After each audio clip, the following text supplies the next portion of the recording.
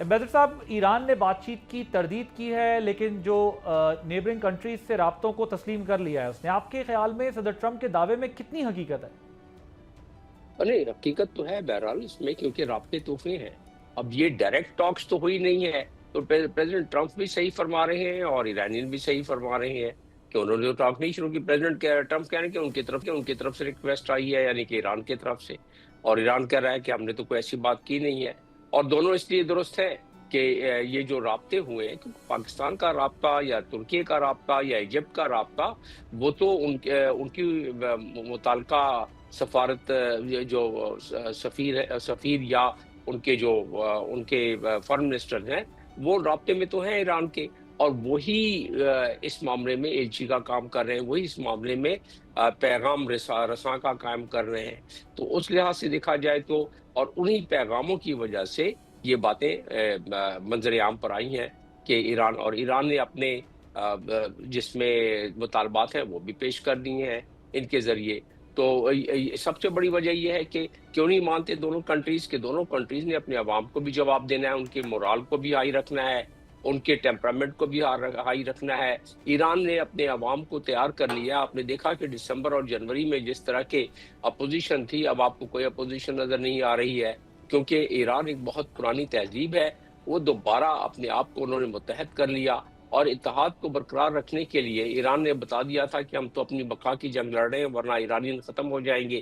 تو اس لحاظ سے اس بقا کی جنگ میں سارے شامل ہو گئے، اس لیے وہ نہیں بتانا چاہتے ہیں کہ بھئی ہم نے کوئی اس میں حامی بھری ہے. ہوتا یہ ہے کہ جو اسی طرح ڈونلڈ ٹرمپ، دیکھیں پاکستان کا آپ نے دیکھ لیا کہ کیا رپورٹ ہوا ہے فائنینشیل ٹائم میں میں واز کہ اباؤٹ ہمارے to ask field this marshal question. یہ کا رابطہ بتائیں، یہ ہو گیا. جو فیلڈ مارشل اور امریکن پریزیڈنٹ کی ٹاکس کی خبر نکلی ہے، یہ کتنی امپورٹنٹ ہے اس وار کے کانٹیکس میں بھی اور اوور آل بھی؟ جتنے مستحکم اور جید قسم کے اخبار نے یہ خبر دی ہے، اس کو چیلنج کرنا مجھ جیسے شخص کے لیے مشکل ہو جائے گا. اس میں ضرور سچائی تو کافی وائٹ حد تک ہاؤس نے نظر کنفرم آتی کر ہے. دیا اس کو؟ جی، اس میں اگر آپ یہ مجھ سے پوچھ رہے ہیں کہ وائٹ ہاؤس نے فون کر دیا ہے، رابطے کرنے کے طریقے ہوتے ہیں، تو اس طریقے سے رابطے ہوتے ہیں اور فون پر بات ہوتی ہے.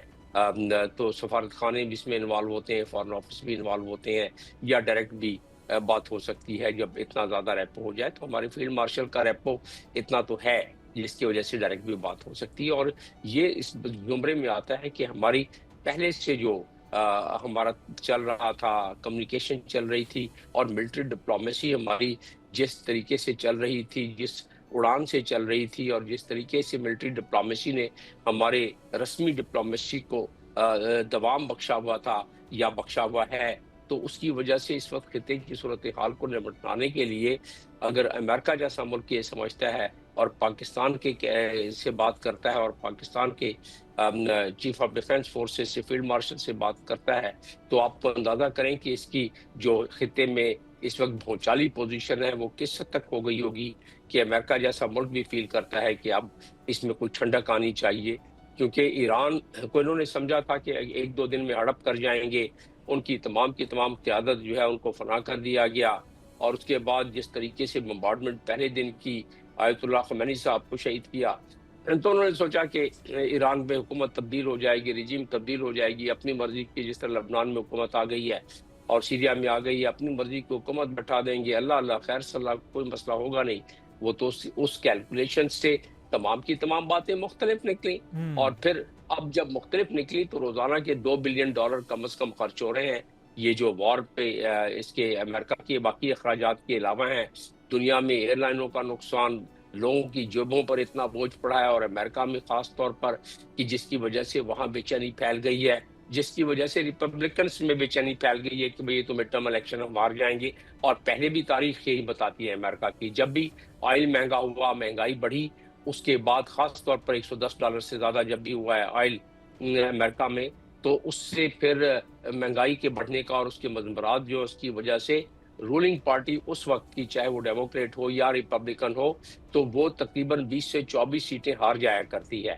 اور ایسا اگر اس دفعہ ہوا جس طرح کہ نظر آ رہا ہے، تو ایسی صورت میں پھر ڈونلڈ ٹرمپ کی جو سبقت ہے دونوں ہاؤسز میں تو ختم ہو جائے گی، اور ڈونلڈ ٹرمپ کا ظاہر ہے وہ ایک تاریخ کا ایک حصہ بن جائیں گے اس معاملے میں. اس لیے بے چینی پھیل رہی ہے، اس لیے دیکھا جا رہا ہے کہ بھئی کس طرح وہاں बेचैनी अमेरिका में भी ना बढ़े और दुनिया में भी ना बढ़े बेचैनी, और इसलिए सो पाकिस्तान जैसे अपेरेंटली मुल्क की ये सारी मिस कैलकुलेशन हुई है अमेरिका की तरफ से। इजराइल का तो बड़ा कैलकुलेटेड मूव थी, लेकिन अमेरिका की तरफ से फिर ये मिस कैलकुलेशन हो गई, जो उनको ब्रीफ किया गया होगा या जो बताया गया होगा कि कितनी जल्दी ये सॉर्ट हो जाएगा, लेकिन वो उस तरह सॉर्ट नहीं हो सकता। जल साहब, मुझे ये बताइएगा कि अपेरेंटली अब जिस तरह की खबरें आ रही हैं उसमें ये ईरान का नुकसान अपनी जगह, जो कुछ अमेरिका ने इजराइल ने बॉम्बिंग की सूरत में किया है वहाँ पर, चाहे वो B2 बॉम्बिंग हो, क्लस्टर्स फेंके गए हों, जिस तरह की भी डैमेजेस दिए गए, उनका इंफ्रास्ट्रक्चर तबाह किया गया, और रेस्ट इज़ द हिस्ट्री। लेकिन जो वर्ल्ड इकोनॉमी को लॉस हुआ है स्ट्रेट ऑफ हॉर्मुज़ के बंद होने से, वो जो एक इकोनॉमिक वॉर अब स्टार्ट हो जाएगी, क्योंकि ज़ाहिर है वो हालात तो नहीं है जो 23 दिन पहले थे। How do you see this development, कि इसमें किसका पलड़ा भारी रहा है?